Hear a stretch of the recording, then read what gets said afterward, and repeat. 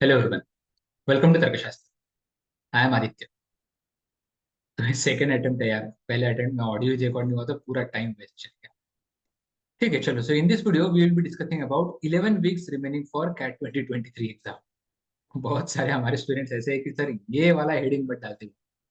तो भी आप करना चाहो, वैसे जैसे भी वीडियो रिकॉर्ड करना चाहो आप करो, लेकिन ये वाला हेडिंग मत डालते हो जिसमें कैट का 100 days to CAT, 85 days to CAT, 11 weeks to CAT. इसकी वजह से क्या होता है कि हमारी फटके हाथ में। मेरा ऐसे बच्चों को ये बोलना है कि अगर तेरी फटती है ना, that means you are serious enough about your career. फटनी चाहिए। ठीक है। जिसको घंटा कुछ फर्क नहीं पड़ता, वो बच्चे की फटती नहीं। The student who is not expecting anything from his और हर एफर्ट्स और द एग्जाम, उसको कुछ फर्क नहीं पड़ता। अगर आप सीरियस हो तो आपको नर्वसनेस, आप नर्वस होने ही चाहिए, आप एंशियस होने ही चाहिए। ठीक है। So before we move on with the content of this video, अगर आपको ऐसा ही जेन्युइन कंटेंट चाहिए तो do not forget to subscribe and press the bell icon of this channel. Okay. इतना अच्छा अच्छा कंटेंट बनाते हैं। अगर आपको कंटिन्यूअस कंटेंट अपडेट चाहिए तो do not forget to press the bell icon. Plus Telegram channel है, टेलीग्राम ग्रुप है हमारा। इसमें सब लोग अपने अपने डाउट्स डिस्कस करते हैं एंड एक दूसरे को हेल्प करते हैं। अगर आप कैट या कोई भी एमबी एंट्रेंस एग्जाम के लिए प्रिपेयर कर रहे हो तो you can scan this QR code to join the Telegram group. And कोई भी स्टैटिस्टिकल अपडेट चाहिए, कोई कॉलेज से रिलेटेड अपडेट्स या फिर कोई एग्जाम से रिलेटेड अपडेट, तो you can follow us on Instagram. So is this the ideal time to start CAT preparation? सबसे पहले 77 डेज आपके पास है, 11 वीक्स। तो is this the ideal time to start your CAT preparation? A big no if you are targeting 99 percentile and have not prepared anything before. This is complete unrealistic expectation. ठीक है। अगर आपने इसके पहले life में कभी aptitude के लिए प्रिपेयर नहीं किया है, आपको एप्टीट्यूड क्या होता है, कॉन्ट, एलआरडीआई एंड वर्बल में कौन से टॉपिक्स आते हैं, किस तरीके के क्वेश्चंस आते हैं, किस तरीके का प्रिपरेशन लगता है, इसका अगर रत्ती भर का भी आइडिया नहीं है तो आप कैट के लिए प्रिपेयर मत। बाकी एग्जाम्स के लिए प्रिपेयर आप कर सकते हो, कैट 2023 के लिए प्रिपेयर मत करो। कैट 24 के लिए भी प्रिपेयर कर सकते हो। हाँ, लेकिन अगर आपने इसके पहले कैट का कोई भी अटेम्प्ट दिया हुआ है, ना कैट का, चलो फिर कैट का नहीं तो फिर सी मैट, सीईटी या कोई भी एमपी एंट्रेंस एग्जाम का अटेम्प्ट दिया हुआ है, या फिर कोई भी एप्टीट्यूड बेस्ड एग्जाम दिया हुआ है, या फिर प्लेसमेंट से रिलेटेड आपने एप्टीट्यूड का प्रिपरेशन किया हुआ है, तो एंड तो उसकी वजह से आपको obviously QA, VARC and LRDI, तीन में से एक सेक्शन आपका अच्छे से अब compare to other two section strong है। Excuse me. And remaining 11 weeks में अगर आप 300 टू 400 आवर्स का डेडिकेटेड प्रिपरेशन कर सकते हो तो आपके लिए ये परफेक्ट टाइम है कैट प्रिपेयर करने का। अगर आपने कैट 21-22 में 80 परसेंटाइल प्लस स्कोर किया हुआ है तो आपके लिए ये परफेक्ट टाइम है to revise all your preparation and prepare for CAT. और अगर आप कैट का एग्जाम सीरियसली नहीं देना चाहते हो लेकिन नॉन कैट एग्जाम्स जैसे NMAT for NMIMS Mumbai, SNAP for SIBM Pune, CMAT for KJ Somaiya GIM and other colleges Welingkar etcetera, for MBA CET for JBIMS Simsree Welingkar etcetera, अगर आप नॉन कैट एग्जाम्स के ऊपर सीरियसली फोकस करना चाहते हो तो आपने ये रिमेनिंग 11 वीक्स में कैट के लिए अच्छे से प्रिपेयर करना चाहिए। because CAT is completely purely concept based exam, whereas all the non-CAT exams are speed based exams. Always remember, CAT is purely concept based exam and all the non-CAT exams are speed based exam. तो अगर आपके concept clear है तो आपको सिर्फ speed बढ़ाने में दिक्कत नहीं जाती, लेकिन आप सिर्फ अगर नॉन कैट एग्जाम्स के लिए प्रिपेयर जब करते हो तो कॉन्सेप्ट के साथ साथ आपको स्पीड बढ़ाना पड़ता है। उसमें क्या होता है, थोड़ी दिक्कत जाती है, उतना ज्यादा एफिशिएंसी आने के चांसेस कम। तो अगर आप कैट के लिए अच्छे से प्रिपेयर करते हो, CAT is an umbrella exam, right? अगर आप कैट के लिए एकदम अच्छे से प्रिपेयर करते हो तो आपका NMAT, SNAP, C MAT, CET, SRCC, GBO, ये कॉलेज स्पेसिफिक एग्जाम्स हो गए। उसके बाद आपका X GMAT and other simple simple IB SAT वगैरह, ये सब एग्जाम्स अपने आप क्लियर कंप्लीट हो जाएगी एंड अच्छा खासा स्कोर लाने के चांसेस बढ़ेंगे। तो कैट के लिए प्रिपेयर करने का जो रिमेनिंग 11 वीक्स है उसको आप तीन पार्ट्स में डिवाइड करो, 4 weeks, 4 weeks and 3 weeks. First 4 week में क्या करोगे? You should start with the basic comprehension skills, improving your basic comprehension skills and basic QA and LR. क्योंकि अगर आपको जो इंग्लिश में क्वेश्चन दिया गया है, जो इंग्लिश में पैसेज दिया गया है, जो इंग्लिश में सेट दिया गया है एलआरडीआई का, अगर उसका लैंग्वेज नहीं समझ में आ रहा है तो आप वो क्वेश्चन भी नहीं सॉल्व कर पाओगे एंड आपका कॉन्फिडेंस भी। तो first 4 weeks are you must be used to build the strong foundation, very strong foundation. Next 4 weeks आपने यूज करने चाहिए कि पहले सबसे पहले बेसिक फाउंडेशन क्लियर होने के बाद आप कितना स्कोर कर रहे हो आउट ऑफ 66 क्वेश्चंस, कितने क्वेश्चन सॉल्व कर पा रहे हो, एंड उसके बाद आपने नेक्स्ट 4 weeks में थोड़ा लेवल अप करना चाहिए। जैसे वीआरसी में मॉडरेट लेवल आरसी स्टार्ट करो, तो ये कॉम्प्रिहेंशन स्किल्स बढ़ाना एंड आरसी सॉल्व करने में डिफरेंस क्या है ये मैं आगे जाके डिस्कस करूंगा, ठीक है। तो आरसी सॉल्व करना स्टार्ट करो, पैरा बेस्ड क्वेश्चन सॉल्व करना स्टार्ट करो, ग्रामर क्वेश्चन सॉल्व करना स्टार्ट करो, क्यूए के थोड़े मॉडरेट लेवल टॉपिक्स के ऊपर क्वेश्चन सॉल्व करना स्टार्ट करो, एंड एलआरडीआई के थोड़े मॉडरेट लेवल के ऊपर टॉपिक्स के सेट सॉल्व करना स्टार्ट। तो 70 सी गाइस, अगर आप नॉन कैट एग्जाम्स के लिए प्रिपेयर कर रहे हो ना, तो ideally if you are targeting 80 to 85 percentile in CAT exam, this is the ideal time to prepare for CAT exam. क्योंकि बहुत सारे बच्चे, स्पेसिफिकली महाराष्ट्र, बहुत सारे बच्चे सिर्फ सीईटी के लिए, सिर्फ सीईटी के लिए प्रिपेयर करते हैं। आउटसाइड महाराष्ट्र बहुत सारे बच्चे सिर्फ और सिर्फ सीमैट के लिए प्रिपेयर करते हैं। अरे यार, सीईटी में 99 परसेंटाइल लाने के बाद जो कॉलेज आपको मिलता है वो कॉलेज आपको सी कैट में 80 परसेंटाइल पे मिलता है। सीमैट में 95 परसेंटाइल लाने के बाद जो कॉलेज आपको मिलता है वो कॉलेज आपको कैट में 80 परसेंटाइल पे मिलता है। नॉट इवन 80, 75 परसेंटाइल पे। करेक्ट। ये सब कॉलेज का लिस्ट वगैरह हमने प्रीवियस वीडियोस में कवर किया हुआ है हमारे वेबसाइट के इंस्टाग्राम चैनल पे, सब डेटा अपडेटेड है, आप वहां पे जाके कंफर्म कर सकते हैं। And is it how easy it is to score 99 percentile in CET and 95 percentile in CMAT compared to 80 percentile in CAT? This is the easiest thing to do and this is the most difficult thing to do. CET में 99 percentage score करना मतलब मजाक बात नहीं है, ठीक है। जो कैट में, जैट में, इनमैट, स्नैप में सब जगह पे हक के आते हैं वो बच्चे सीईटी में आते हैं और वो पूरी जी जान लगा के पढ़ाई करते हैं, उसके वजह से वो लोग 99.9 99.8 जेबीसीएमसी की जगह खाते हैं। सीईटी में 99 परसेंटेज स्कोर करना is comparatively very difficult then scoring 80 percentage in CAT and XAT exams, ठीक है। एंड इसके थ्रू आपको अगर सीईटी में 99 परसेंटेज स्कोर करने के बाद भी आपको वेलिंकर एसआईएस नहीं मिलता है, जो आपको कैट में 75 परसेंटेज 80 परसेंटेज पे मिल जाता है जो अच्छे कॉलेजेस हैं। सो 80 परसेंटेज 85 परसेंटेज पे भी आपको 10 लाख प्लस के कॉलेजेस मिलते हैं, जो आपको average placement 10 lakhs per annum का देता है, ठीक है। सो मैं एवरेज क्राउड, ओवरऑल क्राउड के लिए, मेजोरिटी ऑफ द क्राउड के बारे में बात कर रहा हूँ, जो बच्चे एकदम क्रीम आईआईटी एनआईटीज के उनके बारे में नहीं बात कर रहा। मेजोरिटी क्राउड जिन्होंने ग्रेजुएशन एवरेज कॉलेज से किया हुआ है, टीयर 3 सिटी के टीयर 3 कॉलेज से ग्रेजुएशन किया हुआ है, उनको अपना लाइफ, कॉर्पोरेट लाइफ या करियर अच्छे लेवल पे स्टार्ट करना है। So earning 1 lakh per month is not a bad thing. Okay, in 2026 अगर आप प्लेसमेंट लेते हो तो earning 1 lakh per month is not a bad thing, which these colleges will offer you at this particular school, and it is not difficult to। Last 3 weeks में क्या करोगे, सिर्फ और सिर्फ मॉक्स देखे। लास्ट 3 वीक में सिर्फ और सिर्फ नवंबर में सिर्फ और सिर्फ 15 मॉक्स देने। दो मॉक दो, 2 दिन कंटिन्यू मॉक दो, 1 दिन ब्रेक दो, 2 दिन मॉक दो, 1 दिन ब्रेक दो, या फिर ऑल्टरनेट दो, डेट दो, या फिर डेली दो। वो आपका लुकआउट है, जो आपको सुटेबल है वो चीज करो। मॉक्स देने हैं, उसका एनालिसिस करना है, उसके बेसिस पे जो आपको वीकनेस लगता है उसके ऊपर फिर से फोकस करना है, रिवाइज करना है, फिर से मॉक, फिर से एनालिसिस करो, रिवाइज करो, जो वीकनेस है उसको रिवाइज करो, फिर से मॉक, फिर से एनालिसिस करो, जो वीकनेस है उसको रिवाइज करो, फिर से मॉक करो। ऐसा करते करते करते करते एक वीकनेस, दूसरा वीकनेस, तीसरा वीकनेस करते करते सब टॉपिक्स आपके एक लेवल पे आ जाएंगे एंड आप आराम से 80+ परसेंटेज स्कोर। जो मैं बात कर रहा हूँ 80+ percentage, 80+ percentage, is it that difficult? बिल्कुल भी नहीं, बिकॉज 85% यानी कैट 2022 वाज 41 मार्क्स। अगर आप जानते हो कैट 66 क्वेश्चंस का होता है, 3 मार्क्स पर क्वेश्चन, सो 198 मार्क्स में से 41 मार्क्स पे लास्ट ईयर, मतलब 40 मार्क्स पे लास्ट ईयर आपने 85 परसेंटेज स्कोर किया था। तो चलो लास्ट ईयर का एग्जाम थोड़ा डिफिकल्ट था मान दो, but every on an average अगर आपने 40+ स्कोर ला लिया तो आपका 80 परसेंटाइल तो किधर भी नहीं गया।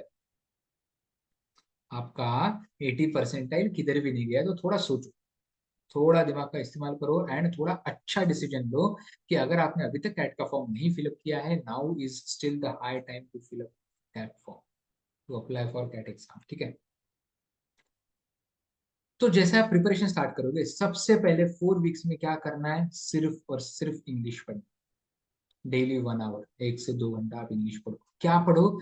न्यूज़पेपर। आरसी मत पढ़ो पहले 4 वीक्स में, बिल्कुल मत पढ़ो, हाथ भी मत लगाओ। सिर्फ इंग्लिश पढ़ो। और क्या पढ़ोगे?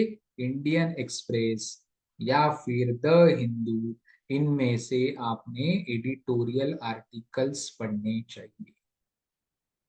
क्या सिर्फ एडिटोरियल आर्टिकल पढ़ोगे? नहीं, उसको समझने की कोशिश करो। Try to understand it better, try to comprehend it better, try to critically analyze that RC or that editorial, so that you should be able to write your own summary in 20% of the words, 10 to 20% of the words. अगर आपको ऐसा लगता है आपका बहुत basic level का English है, Indian express का एडिटोरियल पढ़ो। थोड़ा एवरेज लगता है आपको, स्पोकन इंग्लिश नहीं, इंग्लिश कॉम्प्रहेंशन की बारे में बात चल रही है, तो आप इंग्लिश में बात नहीं कर पाते हो, कोई दिक्कत नहीं है। फ्लुएंटली बात नहीं कर पाते हो, कोई दिक्कत नहीं है। लेकिन जो इंग्लिश में पढ़ रहे हो, क्या वो समझ सकते हो अच्छे से? अगर हाँ, तो इंडियन एक्सप्रेस। और अच्छे से समझ सकते हो थोड़ा डिफिकल्ट आर्टिकल, द हिंदू। और द हिंदू भी आपको जब इजी जाने लगे, तो AEON, एऑन एसेज करके एक वेबसाइट है, यहाँ से आर्टिकल्स पढ़ना स्टार्ट करो। यहाँ पे 3500 टू 4000 वर्ड्स के एसेज होते हैं, और इनके जब आप समरीज 400, 500, 600 वर्ड्स में लिखना स्टार्ट करते हो, या फिर एडिटोरियल आर्टिकल्स का समरी जब आप 10 to 20% वर्ड, अगर 600 वर्ड्स का अगर आरसी है या एडिटोरियल है, तो अगर आपने इसका समरी 100 वर्ड्स में लिखना, ठीक है, पेन एंड पेपर यूज करके लिखना, तो आप उसके वो आरसी के साथ, एडिटोरियल के साथ, आर्टिकल के साथ अच्छा खासा टाइम स्पेंड कर रहे हो। You are trying critically analyze the mindset of the author. क्या माइंडसेट में आके उसने वो लिखा हुआ आर्टिकल, करेक्ट, उसके पीछे क्या कनेक्ट द डॉट्स किए हुए हैं ऑथर ने, एंड मुझे मेरा क्रिटिकल एनालिसिस क्या बताता, ये सब आपने वो समरी में लिखना चाहिए। इससे क्या होगा कि आप वो आरसी को, एडिटोरियल्स को, कोई भी पैसेज को क्रिटिकली एनालाइज करने की हैबिट धीरे धीरे डेवलप करो। ठीक है, and that is the basic requirement for CAT exam. CAT में हमेशा ध्यान में रखो कि LRDI में या VARC में, it is not the question which is difficult, it is not the question which is difficult, it is the language of the question which is difficult. ठीक है, प्लीज रिमेंबर दिस। अगर मैं LR का set या DI का set आपको आपकी mother tongue में या हिंदी में अच्छे से ट्रांसलेट करके बताऊं, तो आप उसको आराम से इमेजिन कर पाओगे, किस टाइप का सेट बनेगा, किस टाइप का टेबल बनेगा, किस टाइप का चार्ट बनेगा, एंड आप उसको आराम से सॉल्व भी कर पाओगे। लेकिन वहां पे कोई आपका मेंटर नहीं रहेगा, आपको खुद को वो कॉम्प्रेंड करना है। तो वो लेवल का अंडरस्टैंडिंग आपका जब डेवलप हो जाता है, तो आपके दो सेक्शंस अपने आप सॉल्व हो जाती है, VRC एंड LR। ठीक है, रही बात क्यूए की। क्यूए के जो इजी टॉपिक्स है, उसमें अगर आप रिमेनिंग टाइम में जो फर्स्ट 4 वीक्स है, उसमें percentage, profit and loss, simple interest, compound interest, averages and ratio, ये टॉपिक्स खत्म करते हो। एंड नेक्स्ट 4 वीक्स में time and work, logarithm, progression, mensuration, इसके अलावा थोड़ा फार ज्योमेट्री एंड थोड़ा फार प्रोबेबिलिटी, परम्यूटेशन, कॉम्बिनेशन, ये टॉपिक्स कवर करते हो, तो आपको 22 में से 7 to 8 questions of QA solve करने से कोई नहीं हो सकता। Same goes with LRDI। LRDI के भी Venn diagram, table, graphs, charts के स्लेट्स, ये कुछ बेसिक टॉपिक्स है जो आपने फर्स्ट 4 वीक्स में खत्म करने चाहिए। And team formation, ranking, arrangements, games and tournaments, ये कुछ मॉडरेट लेवल टॉपिक्स है जो आपने नेक्स्ट 4 वीक्स में खत्म करने चाहिए। यहाँ पे आपको 20 में से 7 to 8 क्वेश्चन का टारगेट रखना है। ठीक है, एंड आरसी VARC में 24 में से, यहाँ पे लिखता हूँ, VARC में 24 में से 8 to 9 क्वेश्चंस का टारगेट रखना है टू स्कोर 80% कंफर्टेबली। क्योंकि 100% एक्यूरेसी नहीं रहेगा, ये कंसिडर करके मैं बात कर रहा हूँ। ठीक है, 100% एक्यूरेसी नहीं रहेगा, ये कंसिडर करके बात चल रही है। तो mock test after completing initial preparation in 4 weeks, आप जब अच्छा खासा आपका फाउंडेशन, बहुत स्ट्रॉन्ग फाउंडेशन बिल्ड कर लोगे in English, in QA and LRDI, तो जाके नेक्स्ट 4 वीक्स में आपने सबसे पहले 4 वीक खत्म होने होते बराबर एक मॉक टेस्ट। जो टॉपिक्स आपने फर्स्ट 4 वीक में इजी टॉपिक्स क्लियर किए थे, उसके ऊपर के क्वेश्चंस में आपकी 90% एक्यूरेसी आनी ही चाहिए, क्योंकि आपके कॉन्सेप्ट क्लियर है, आपने इनफ प्रैक्टिस किया। अभी there will be many topics, जो many questions which you will not be able to solve. क्योंकि इसका आपने प्रिपरेशन नहीं किया हुआ है अभी तक। तो ये टॉपिक्स का लिस्ट बनाओ एंड नेक्स्ट 4 वीक में ये जो टॉपिक्स है वो मॉडरेट लेवल के टॉपिक्स है, उसको प्रिपेयर करो। ठीक है, अगर वो टॉपिक्स हमारे मॉडरेट लेवल टॉपिक्स के लिस्ट से मैच होते हैं तो पूरा का पूरा लिस्ट मैंने आगे के स्लाइड्स में दिया हुआ है। So please stay with me till the end of this video, और subscribe and bell icon press करना मत भूलना, ठीक है। चलो, सो आगे फिर नेक्स्ट 4 वीक्स में मॉडरेट लेवल क्यूए एलआरडीआई के टॉपिक्स आपने प्रिपेयर करने हैं। वीआरसी क्या क्या करोगे? तो जैसे मैंने बोला कि फर्स्ट 4 वीक्स में आपने सिर्फ और सिर्फ एडिटोरियल्स पढ़ने हैं। तो आई एम एक्सपेक्टिंग कि फर्स्ट 4 वीक्स में 30+ आवर्स के रीडिंग के बाद आपका इंग्लिश ड्रास्टिकली चेंज नहीं होगा। 30 डेज की जिम के बाद क्या आपकी बॉडी एकदम गोले शोले बन जाते हैं क्या? ऐसे नहीं होता है ना। लेकिन डे 1 पे क्या आप 100 kg का डेडलिफ्ट उठा पाओगे? बिल्कुल नहीं, कमर टूट के हाथ में लेके बैठेगा भाई। कमर टूट जाएगी, शोल्डर ब्रेक हो जाएगा, लग जाएंगे। तो 30 डेज में अगर आप डे 1 पे 15-20 kg का अगर डेडलिफ्ट उठा सकते हैं तो at the end of 30th day आप आराम से 60-70 kg का डेडलिफ्ट उठा पाओगे। करेक्ट, कब? अगर आप कंसिस्टेंटली जिम में जाते हो तो। अगर आपको स्प्रिंटर बनना है तो आप पहले दिन पे 10 सेकंड में 100 मीटर नहीं भाग पाओगे। लेकिन अगर पहले दिन पे आपने 15 सेकंड्स दिया हुआ है तो at the end of 30th day you will definitely reach 13 to 12 seconds। Correct. तो it is a process, it is a process, you need to follow that process. Mahi भाई क्या बोलते हैं, धोनी सर क्या बोलते हैं कि प्रोसेस को फॉलो करना आपका काम है, रिजल्ट आना ना आना किस्मत के भरोसे पे छोड़। प्रोसेस तो सीरियसली फॉलो करो। करेक्ट। सिर्फ यूट्यूब पे मोटिवेशन वीडियो देखना एंड बहुत सारे स्ट्रेटेजिक वीडियोस देखना उससे कुछ नहीं होता है। अगर आपका कॉन्सेप्ट क्लियर नहीं है, अगर आपने प्रोसेस फॉलो नहीं किया हुआ है तो आपका कॉन्फिडेंस बिल्ड होगा ही नहीं। धीरे धीरे धीरे धीरे धीरे धीरे प्रोसेस बिल्ड होगा, कॉन्फिडेंस बिल्ड होगा एंड आपको स्ट्रेटेजिकली समझ में आएगा अच्छे से कि यार हाँ, जो क्वेश्चंस मैंने सॉल्व किए वो हर एक क्वेश्चन करेक्ट आना जरूरी नहीं है, लेकिन जितना ज्यादा मेरा एक्यूरेसी बढ़ेगा उतना ज्यादा मेरा स्कोर बढ़ने के प्रोबेबिलिटी। करेक्ट। तो जैसे मैं बोल रहा था कि नवंबर में क्या करना है, नवंबर में सिर्फ और सिर्फ मॉक्स देने वाले। क्यों? क्योंकि आपको 80 परसेंटाइल 36 मार्क्स का 12 क्वेश्चन है। इस 36 डिवाइड बाई 3 आप करोगे 12 क्वेश्चन करेक्ट।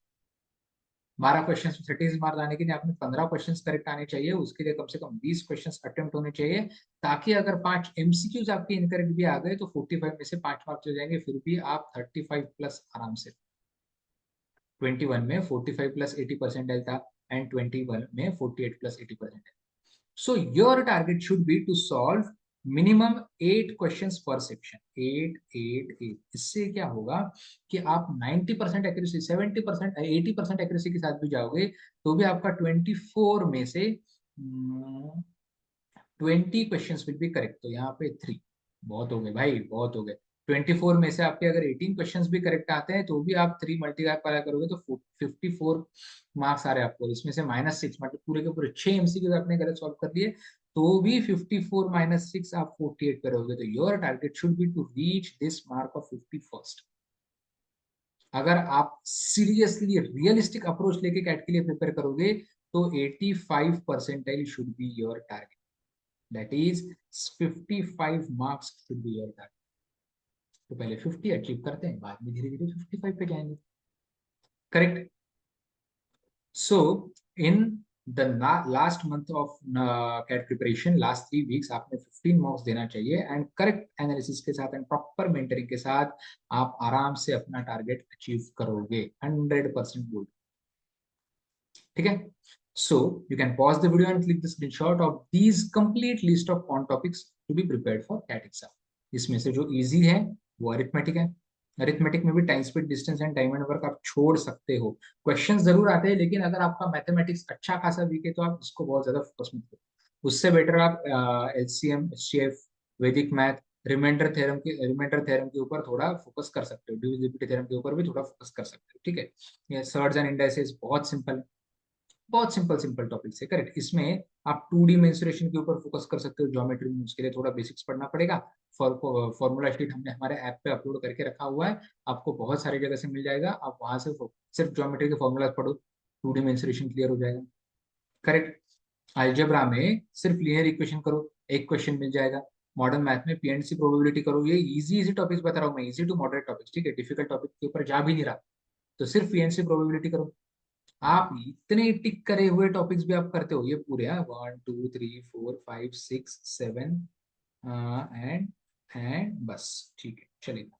एंड ये तो भी आप क्वांट में 22 में से 8 क्वेश्चंस खींच के ला सकते हो इफ यू आर स्मार्ट। ठीक है, रही बात एलआरडीआई की, तो एलआरडीआई में basic blood relation direction sense, ठीक है, जो टिक कर रहा हूं वही बेसिक टू मॉडरेट लेवल के टॉपिक्स है, मोस्ट इंपॉर्टेंट फॉर कैटेगरी।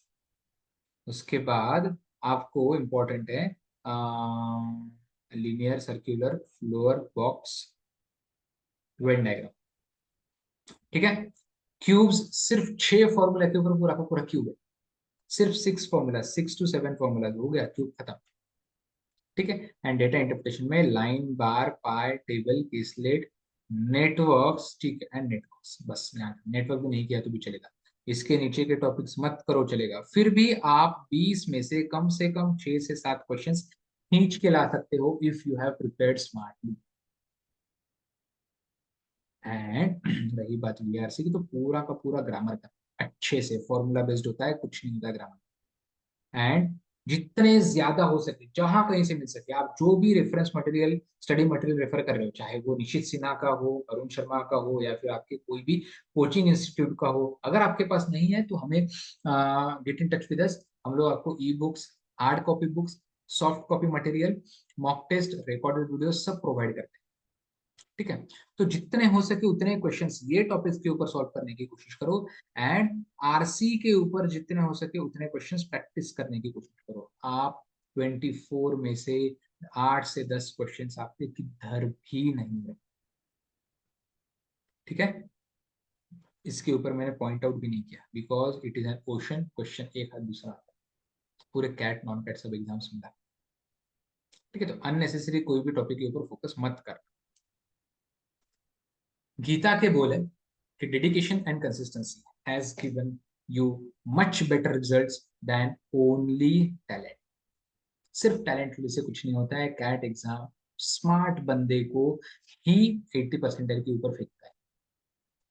ठीक है, समझो, कैट एग्जाम स्मार्ट स्टूडेंट्स को ही 80-85 परसेंटाइल के ऊपर फेंकता है। ठीक है, वो लोग स्मार्ट माने क्या, डेफिनेशन क्या है कि डेडिकेटेड एंड कंसिस्टेंट प्रिपरेशन आपका है with proper mentoring and in the proper direction. VARC का 1-1.5 आवर का कंप्लीट रीडिंग सिर्फ फर्स्ट 4 वीक्स में, सिर्फ इंग्लिश का अंडरस्टैंडिंग बढ़ाओ, ताकि आप जो पढ़ रहे हो थोड़ा डिफिकल्ट भी पैसेज आता है तो भी आपको वो समझ। करेक्ट, नेक्स्ट 4 वीक्स में आरसी सॉल्व करना स्टार्ट करो, ग्रामर पढ़ना स्टार्ट करो, एंड पैराबेस क्वेश्चन पढ़ना सॉल्व स्टार्ट करो। फर्स्ट 4 वीक्स में क्यूए के सिर्फ बेसिक क्वेश्चंस, बेसिक कॉन्सेप्ट पढ़ो, जैसे percentage, ratio, proportion, simple interest, ये कॉन्सेप्ट आपको डेटा इंटरप्रिटेशन के लिए भी काम में आने वाला। ये होता है smart preparation. And next 4 weeks में आप थोड़े ज्योमेट्री के तरफ बढ़ो, करेक्ट, ज्योमेट्री हो गया, फिर पीएनसी प्रोबेबिलिटी हो गया, फिर थोड़ा सा अलजेब्रा की जो एक दो टॉपिक्स मैंने टिक कर दी।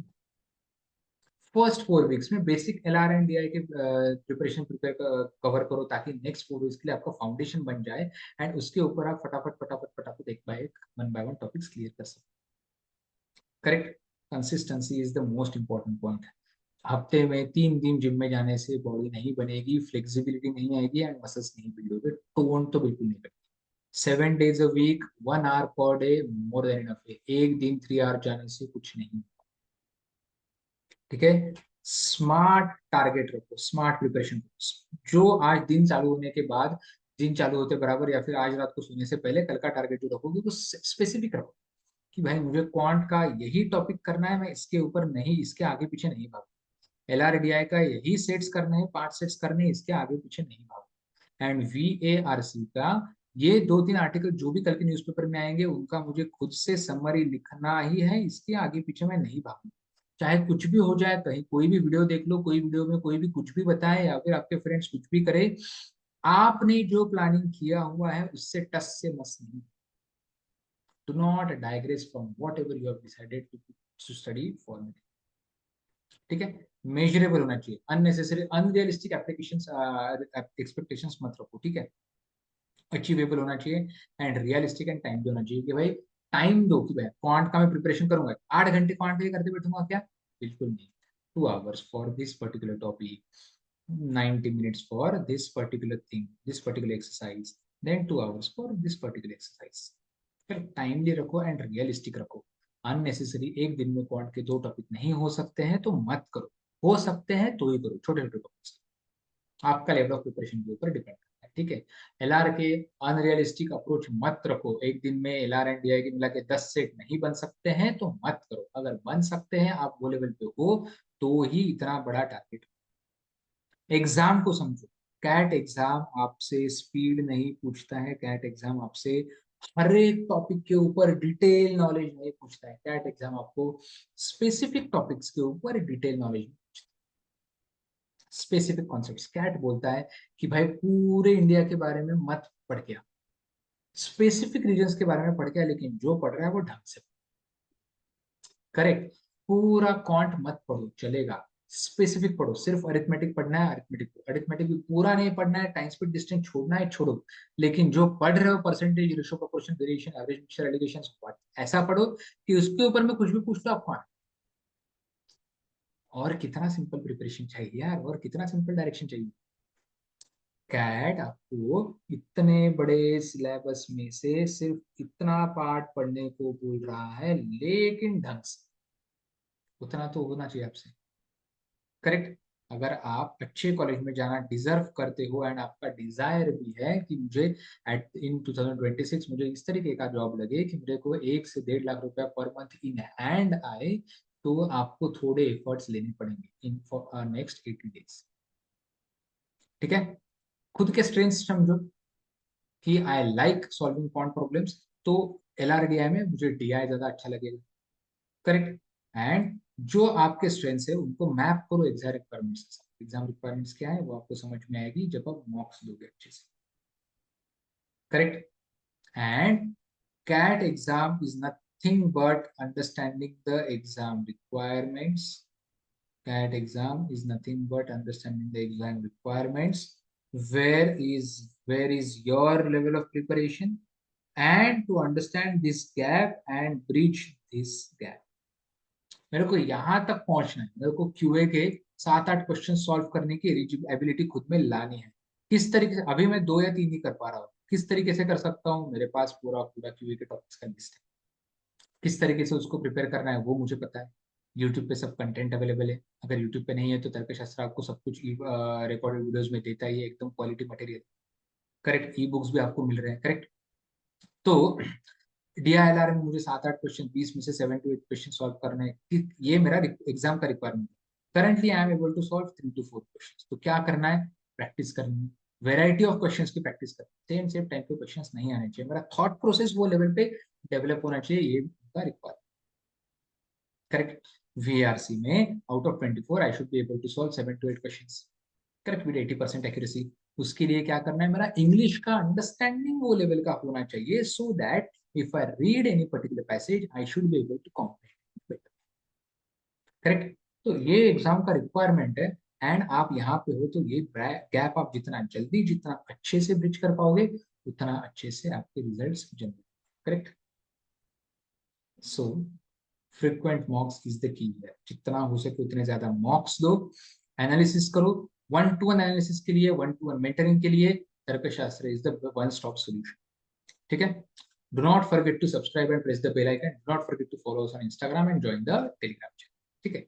इसके अलावा कैट प्रिपरेशन से रिलेटेड या नॉन कैट एग्जाम से रिलेटेड कोई भी प्रिपरेशन में आपको इनपुट्स चाहिए, feel free to get in touch with us on the contact numbers given in our website. Okay guys, chalo, all the best.